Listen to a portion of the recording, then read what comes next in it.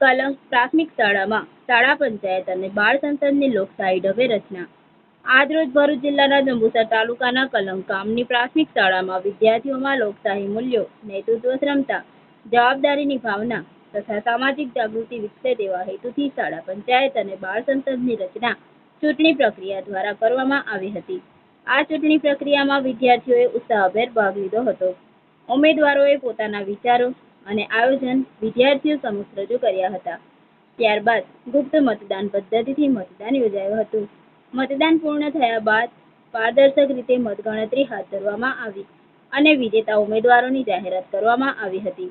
શાળાના શિક્ષકોએ વિદ્યાર્થીઓને લોકશાહીની ચૂંટણી પ્રક્રિયા, મતદાનનું મહત્વ, મતાધિકારનો જવાબદારીપૂર્વક ઉપયોગ તથા સારા નેતૃત્વના ગુણો અંગે માર્ગદર્શન આપ્યું હતું.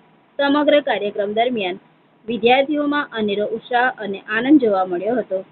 શાળા પંચાયત અને બાળ સંસદની રચનાથી વિદ્યાર્થીઓને શાળાના વિવિધ શૈક્ષણિક, સાંસ્કૃતિક, સ્વચ્છતા, પર્યાવરણ અને શિસ્ત સંબંધિત કાર્યોમાં સક્રિય રીતે ભાગ લેવાની તથા નેતૃત્વ કરવાની તક મળશે.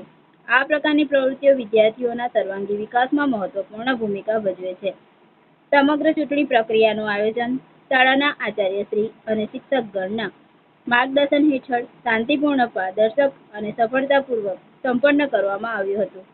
અંતે વિજેતા વિદ્યાર્થીઓને શુભેચ્છાઓ પાઠવવામાં આવી અને તમામ વિદ્યાર્થીઓને લોકશાહી મૂલ્યોને જીવનમાં અપનાવવાનો સંદેશ આપવામાં આવ્યો.